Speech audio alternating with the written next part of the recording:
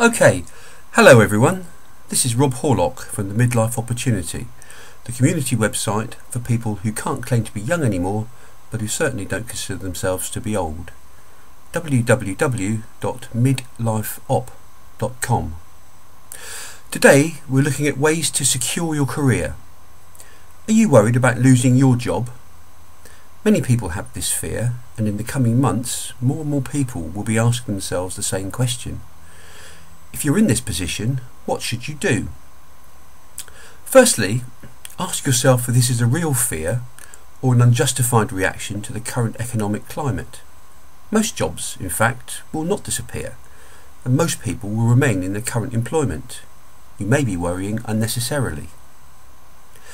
If your job security fears are grounded in reality, here are 10 ways that can help you to come out on top. Number 1. Make yourself indispensable. Help your line manager as much as you can. If you've moved around in the company, help those who are currently working in an area that you've worked previously, without annoying them, of course. If you know people in other departments of the organisation, spend time with them and understand their issues. Can you help them to overcome these? If your line manager asks you to help him to prepare for a board meeting, for example, go the extra mile and prepare some presentation slides too. They may not be the finished article, but it's much easier to finesse something that already exists rather than to start with a blank piece of paper. Number 2. Do a SWOT on yourself. Strengths, weaknesses, opportunities and threats. Understand your own strengths and weaknesses. Strengths that you can build on, or weaknesses that you can develop. What opportunities are open to you, and what are the threats that are coming your way? Understanding these will help you to understand better the way forward for you in the future. Number 3. Take a personality test. There are a number of personality tests available for you to take. Two of the most widely used, which are found with a Google search, are Belbin and Myers-Briggs. Your Belbin report will show you how you perform in a team. Are you a leader, a completer finisher, a plant or a shaper? Your Myers-Briggs report will reveal more about your own personality and the types of roles that will suit you ideally. There are other personality tests available, and these can also be found through the internet search. Number 4. Research the market for your talents. If the worst happens and your job disappears, what are your options? Review the current job market by looking at job boards. Biggest of these is Monster, and other recruiters' websites. This will show you what jobs are currently available. Are you likely to find a job in your area, or will you have to move? Are you going to have to take a pay cut?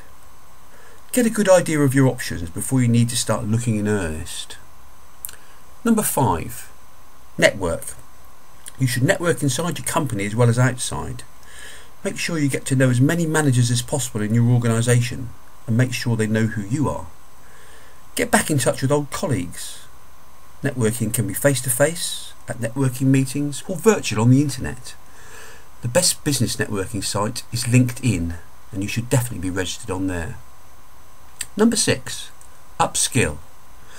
Whilst you're still being paid by your current employer, try to go on any suitable training courses that will broaden your skill base. Many employers are sympathetic to funding courses for people who are leaving as part of a redundancy package.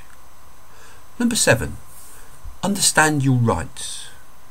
Understand what you're entitled to expect if you're made redundant. What is the minimum payment that you should expect? This will be based on the number of years that you've worked for the organisation. How will your pension be affected? Will you be eligible for a tax refund? How much notice should you be given? Number 8. Discuss the situation with your partner. If you find yourself facing redundancy, don't think of it as the end, but as the beginning. It is the midlife opportunity for you to choose to move on and get another similar job, or do something completely different. Your partner may have their own views, and you might find that you end up doing something together, running a hotel for example, getting a franchise or an agency. Number 9. Review your finances. Your financial health is the key to your future. If you have high outstanding debts, your room for manoeuvre will be less than if you've paid off your mortgage, the children have left home, and your credit cards are untouched. Your financial situation will obviously change if you lose your job, and you need to review your outgoings to see where you can cut back. Do you really need to go out to a restaurant to eat twice a week? How many pairs of shoes do you need? You may have to forgo that summer holiday this year. Lastly, number 10, think what you really want to do with the rest of your life. Being made redundant in midlife is not the end of the world. It really can be the kick that you've needed to make the move and do what you want to do with the rest of your life. You will never have a better opportunity to take the leap and give it a try. You don't want to be going to your grave regretting that you wasted the best opportunity that you had. These 10 steps will help you to come to terms with redundancy and move on with the rest of your life. The Midlife Opportunity, www.midlifeop.com, is a community website for midlifers, offering a range of interesting information as well as guidance and advice from experts in the areas of relationships, career, finance and health. Join the Midlife Opportunity today. Thank you.